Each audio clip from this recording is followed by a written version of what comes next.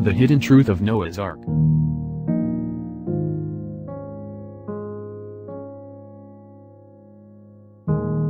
1. Those old Mesopotamian flood legends. In 1872 an Englishman named George Smith discovered a cuneiform tablet that told a familiar story.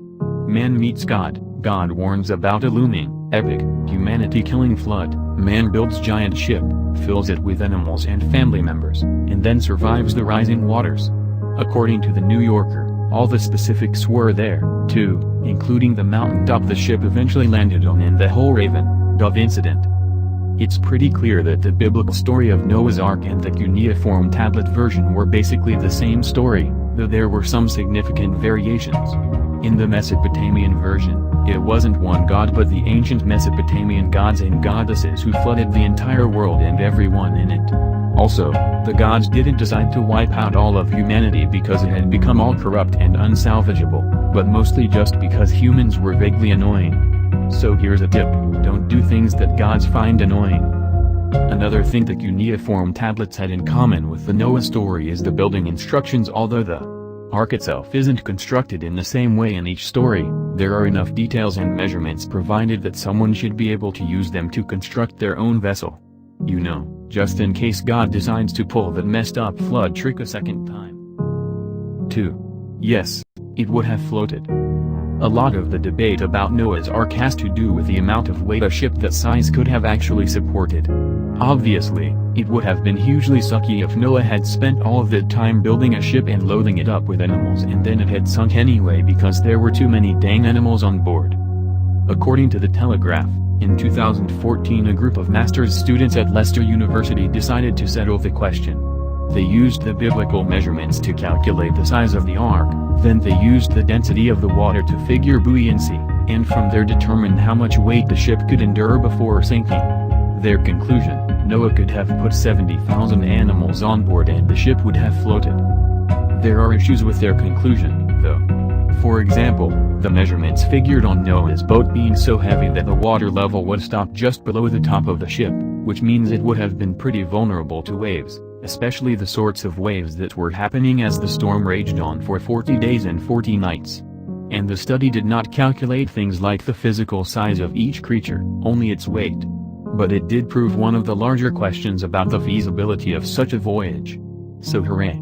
Now those master's students can go back to questions that have maybe a little more immediate impact on us. 3. Tickets, please. The Bible gave very specific measurements for Noah's Ark, which not only provided early readers with a solid set of details in an otherwise implausible story but also paved the way for giant replicas of Noah's Ark at theme parks and tourist attractions, which we're quite sure is exactly what God had in mind when he laid down those very specific building plans. In 2012, a life-sized replica of the Ark opened in the Netherlands and has been welcoming 3,000 paying customers a day ever since.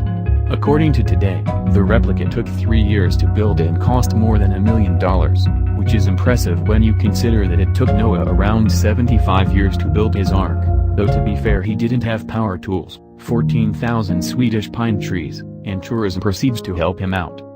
And then Kentucky just couldn't resist getting on the bandwagon boat, and in 2016 a life-sized replica of Noah's Ark called Ark Encounter opened in Williamstown.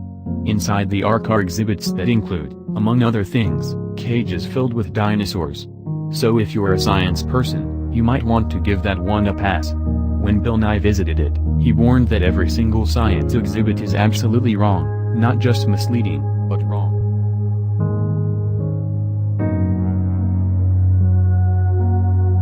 4. First, let's debunk that famous rock formation. One of the most famous supposedly Noah's Ark sites is the admittedly very boat-looking Jurapınar site in the Mount Tendirek area in Turkey. According to Atlas Obscura, the site was exposed in the late 1940s after a series of earthquakes and storms. What's odd about this place is how long it has persisted as the remnants of Noah's Ark when it was excluded as a possible resting place for the famed ship during the first initial investigation in 1960. No evidence has been found that there is any ship there, nor has any actual petrified wood been located there, with the exception of a few fragments that probably arrived in a mudslide. The boat-shaped formation is actually just rock and hardened mud. It appears boat-like but contains no evidence of the timbers or iron fastenings that would have been used in a large boat's construction. Oh, and by the way, all that petrified animal poop on the site really doesn't prove anything, either, because of the whole animals have been roaming the world for millions of years problem. So yeah, the Jurapanar site looks impressive from a distance, but it's really just a very convincing coincidence. There is no boat or evidence of a boat on that particular site.